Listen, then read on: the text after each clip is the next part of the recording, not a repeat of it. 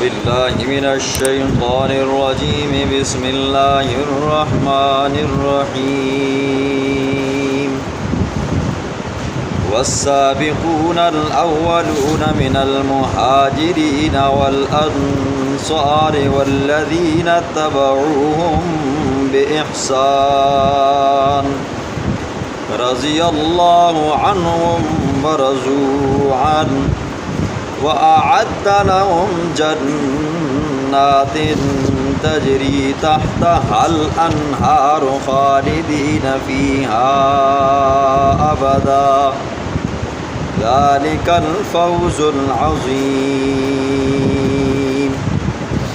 وممن حولكم من الأعراب منافقون ومن أهل المدينة مردوا على النفاق لا تعلمهم نحن نعلمهم سنعذبهم مرتين ثم يردون إلى عذاب عظيم صدق الله العظيم۔ کل کے درس میں آپ نے منافقین، کفار اور ایمان والوں کا ذکر سنا۔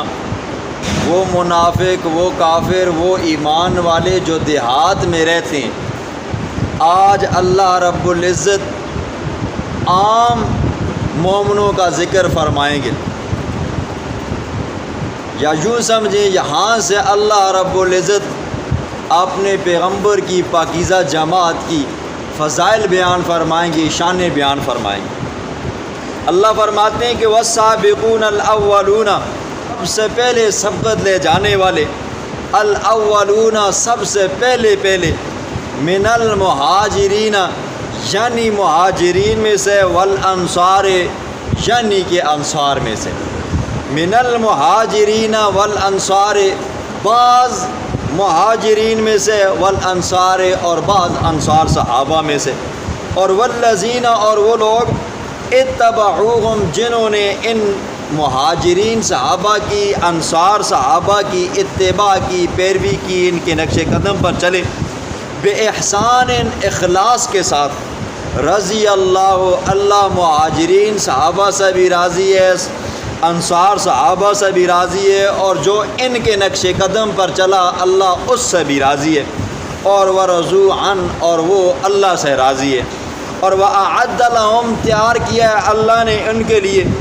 جنات باغات تجری چلتی ہیں تحت الانہار جس کے نیچے نہریں، خالدین فیہا ہمیشہ رہیں گے وہاں پر، ذالک الفوز العظیم یہ بڑی کامیابی ہے۔ والسابقون الاولون کے اندر مفسرین کے کئی اقوال ملتے ہیں۔ سابقون الاولون سے کون سے صحابہ کرام مراد ہیں؟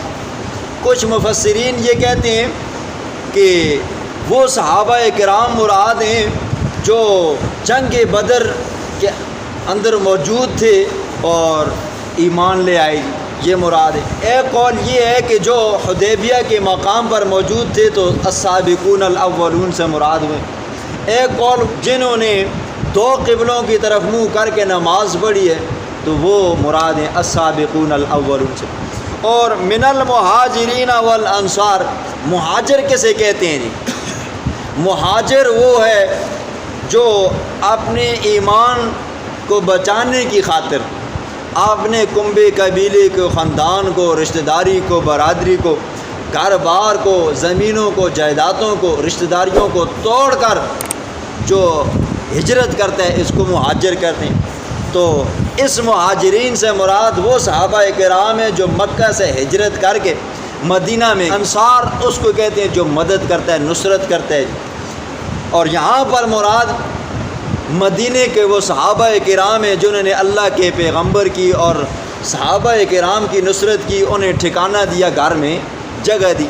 فرمایا من المہاجرین والانصار، مہاجرین میں سے ہو یا انصار میں سے ہو، اور والذین اتبعوہم اور وہ لوگ جنہوں نے ان کی پیروی کی۔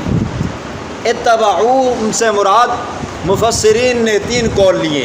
پہلا قول فرمایا کہ وہ لوگ جو ہجرت کر کے مدینہ میں آئے اور جنہوں نے ان کی نصرت کی، تو یہ السابقون الاولون ہیں، یہ پہلے درجے میں آئے۔ تو پھر جو لوگ ان کو دیکھ کر ان کے نقش قدم پر چل کر ہجرت کر کے مدینہ طیبہ میں پہنچے، تو فرمایا کہ اتبعوہم سے مراد وہ ہیں، تو یہ بھی صحابہ کرام تھے۔ پھر اس کے بعد جو دوسرے نمبر پر آیا تو وہ بھی کیا جی اتبعوہم میں ہے، تیسرے نمبر پر، چوتھے نمبر پر کرتا رہا فتح مکہ تک، یہ تمام صحابہ کرام مراد ہیں۔ دوسرا قول وہ ہے، فرماتے ہیں کہ جو صحابہ کرام میں سے، مہاجرین میں سے انصار صحابہ کے نقش قدم پر چلا اور ان کو دیکھ کر اپنا ماڈل بنایا، تو یہ لوگ اتبعوہم میں، تو اس سے مراد کیا ہے جی تابعین ہے جی۔ تابعین نے حضور صلی اللہ علیہ وسلم کے صحابہ کے نقش قدم پر چل کر ایمان اپنا مضبوط کیا، اور تابعی کہتے اسے ہیں جس نے ایمان کی حالت میں صحابی کو دیکھا ہو اور ایمان ہی کی حالت میں اس کی وفات ہوئی، اس کو تابعی کہتے ہیں۔ اور تیسرا قول یہ ہے کہ وہ لوگ مراد ہیں جو عمل کے اندر، جو عبادت کے اندر، چال ڈھال کے اندر صحابہ کے نقش قدم پر چلتے ہیں، مہاجرین صحابہ ہوں یا انصار صحابہ ہوں، ان کے نقش قدم پر چلتے ہیں اور ان کے بتائے ہوئے طریقوں پر چلتے ہیں، تو اتبعوہم سے مراد یہ ہیں۔ اور اس کے اندر حضور صلی اللہ علیہ وسلم کی وہ تمام امت آتی ہے جو صحابہ کو اپنا رہبر اور رہنما مانتی ہے جی۔ اللہ رب العزت ہمارا حشر بھی ان لوگوں کے ساتھ کرے۔ تو فرمایا والسابقون الاولون، پہلے جو ایمان لائے، من المہاجرین، من یہ ایک علمی اصطلاحات ہے، من بیانیہ ہے یا من بازی ہے۔ من بیانیہ ہو تو مطلب یہ ہوگا السابقون الاولون، وہ صحابہ کرام جو پہلے ایمان لائے، تو وہ کون تھے جی؟ مہاجرین تھے یا انصار تھے جی۔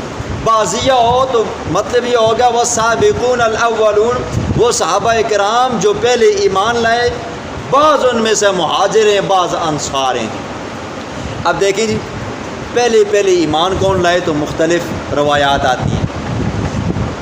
ایک روایت یہ بھی آتی ہے سب سے پہلے اللہ کے پیغمبر کے اوپر ایمان لانے والی مائی خدیجۃ الکبریٰ ہے۔ ایک روایت یہ بھی آتی ہے کہ سب سے پہلے ایمان لانے والے حضرت ابوبکر صدیق رضی اللہ تعالیٰ۔ ایک روایت یہ بھی آتی ہے سب سے پہلے ایمان لانے والے حضرت علی رضی اللہ تعالیٰ۔ ایک روایت یہ بھی آتی ہے کہ سب سے پہلے حضور کے اوپر ایمان لانے والے وہ حضرت زید بن حارثہ رضی اللہ تعالیٰ۔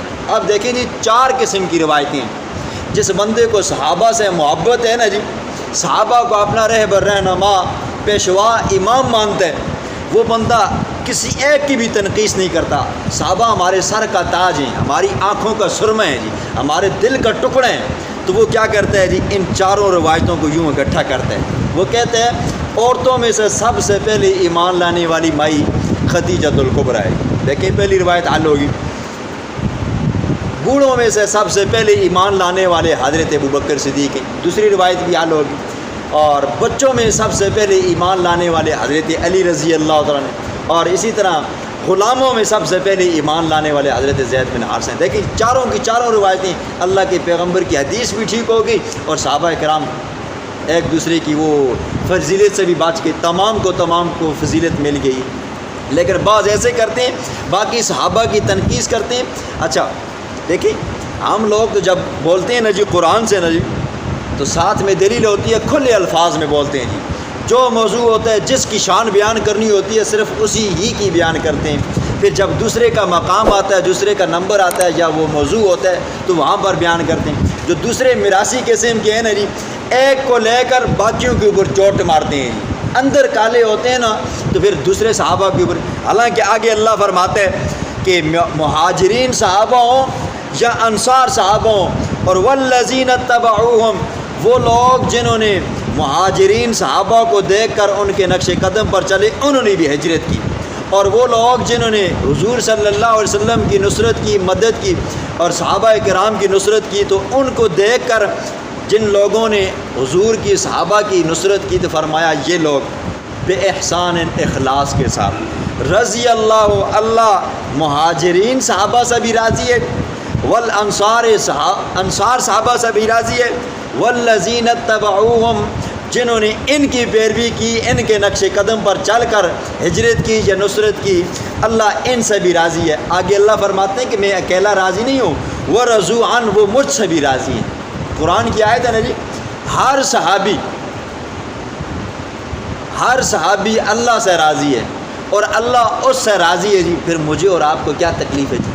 جہاں مجھے اور آپ کو اللہ نے وکیل بنایا ہے۔ حضرت محمد بن کعب قرظی رحمہ اللہ، ان سے کسی بندے نے سوال کیا، حضرت آپ کا صحابہ کے بارے میں کیا خیال ہے؟ تو کہنے لگے میں ہر صحابی کو جنتی مانتا ہوں، نبی کے ہر صحابی کو، چاہے وہ ابو بکر صدیق ہے یا سب سے نیچے آ جائے سلمان فارسی، حضرت بلال حبشی اور نیچے آ جاؤ جی، تو فرمایا تمام کے تمام صحابہ اکرام جنتی ہیں۔ تو اس بندے نے سوال کیا، حضرت آپ کے پاس کوئی دلیل بھی ہے یا نہیں ہے؟ تو کہنے لگے اس سے بڑی کیا دلیل ہو سکتی ہے؟ اللہ فرماتے ہیں کہ والسابقون الاولون، جو پہلے ایمان لایا، جس نے ایمان کے اندر سبقت اختیار کی، اور چاہے وہ مہاجرین میں سے ہے یا انصار میں سے ہے، اللہ فرماتے ہیں پھر جنہوں نے ان کی اتباع کی اخلاص کے ساتھ، اللہ فرماتے ہیں میں ان سے راضی ہوں، یہ مجھ سے راضی ہیں۔ جب اللہ ان سے راضی ہے تو پھر ان کے جنتی ہونے میں کوئی شک۔ پھر آپ نے ایک حدیث یہ بھی سنی ہے، اللہ کے پیغمبر نے فرمایا کہ اللہ رب العزت جب کسی قوم کی طرف پیغمبر بنا کر کسی بندے کو بھیجتا ہے تو پھر اللہ اس قوم کے اندر سے اس بندے کو چنتا ہے۔ تو اللہ رب العزت نے مجھے قریش کے اندر سے چنا، پھر اللہ نے پھر کیا یہ صحابہ کو چنا، ان اللہ اختارنی واختار لی اصحابی، اللہ نے مجھے چنا پھر اللہ نے میرے لیے میرے صحابہ کو چنا۔ تو فرمایا وَأَعَدَّ لَهُمْ، اللہ نے ان لوگوں کے لیے، صحابہ کے لیے، صحابہ کے ماننے والوں کے لیے تیار کیے جنات باغاتیں تجری تحت الانہار، جس کے نیچے بہتی ہیں نہریں۔ دیکھیں دنیا کی نہریں نا یہ ہماری سین ہے جی، یہ زمین کے اندر سے چلتی ہے، اور جنت کے اندر جو نہریں ہوں گی نا یہ زمین کے اوپر سے چلیں گی جی۔ اور حدیث میں آتا ہے اللہ رب العزت جنتی کو سونے کی چھڑی سوٹی ڈنڈا دے گا، عصا دے گا جی، جنتی کے ہاتھ میں ہوگا تو دل میں چاہت آئے گی کہ یہ پانی میرے پاس سے ہو کر جائے جی، ایسے اشارہ کرے گا تو وہ پانی باندھتا ہوا اس کے پاس سے جائے گا۔ اور جنت کی نہروں کے بارے میں آتا ہے کہ اس کے دائیں بائیں جو بند لگے ہوں گے یہ موتیوں کے لگے ہوں گے، وہاں پر ہر قسم کی نعمت ہوگی۔ پھر فرمایا خالدین فیہا ابدا، ہمیشہ وہاں پر رہیں گے۔ یہ دنیا ہے نا جی، بندہ نہیں 5-10 روپے آگے نا جی بندے کو ٹینشن ہوتی ہے جی، کل اتنے پیسے لگ جائیں گے، بیمار ہو جاؤں گا، کل یہ معاملہ ہو جائے گا۔ جنت کے اندر نہ گرمی ہے نہ سردی ہے، لا یرون فیہا شمسا ولا زمہریرا، نہ وہاں پر گرمی لگے گی، نہ یہ ایسیوں کی پنکھوں کی ضرورت نہیں پڑے گی، اور نہ سردی ہوگی کوٹ چادروں کی ضرورت پڑے گی۔ جنت کے اندر میوہ جات ہوں گے، ہر قسم، مردوں کے لیے حوریں ہوں گی، جو چاہت کرے گا بندہ، جو بھی چاہت کرے گا۔ تو فرمایا ذالک الفوز العظیم، یہ بڑی کامیابی ہے، اللہ ان سے راضی ہے، وہ اللہ سے راضی ہے، اللہ انہیں جنت عطا فرمائے گا، تو اس سے بڑی کیا کامیابی۔ فرمایا وَمِمَّنْ حَوْلَكُمْ مِنَ الْأَعْرَابِ مُنَافِقُونَ، اور کچھ اہل مدینہ کے ارد گرد کی بستیاں، قبیلہ اشجع تھا، قبیلہ اسلم تھا، قبیلہ جہینہ تھا، یہ کچھ قبائل تھے نا جی مدینہ کے اطراف میں رہتے تھے۔ فرمایا منافقون، یہ پکے منافق۔ کل آپ نے سنا تھا نا جی دیہاتی لوگ اگر مومن موحد ہے نا جی تو بڑا پکا ہوتا ہے جی، اور اگر مشرک کافر بدتی ہے نا جی تو وہ اپنی شرک کے اوپر بدعت کے اوپر بڑا پکا ہوتا ہے۔ اس کے سامنے ایک آیت نہیں 100 آیتیں پڑھو کہتے ہیں نہیں استاد جی یہ گل مننی نہیں۔ تو قرآن یہ کہتا ہے کہ مدینہ طیبہ کے ارد گرد کے جو بستیاں تھیں تو وہ کیا تھے جی، کچھ منافق تھے۔ اور ومن اہل المدینہ مردوا علی النفاق، اور مدینے کے شہر کے اندر بھی کچھ منافق تھے، مردوا علی النفاق، جو منافقت کے اوپر ڈٹے ہوئے تھے جی، ڈٹ کر کھڑے تھے۔ لا تعلمهم نحن نعلمهم، میرے پاک پیغمبر آپ ان کو نہیں جانتے، لا تعلمهم آپ ان کو نہیں جانتے، نحن نعلمهم ہم ان کو جانتے ہیں۔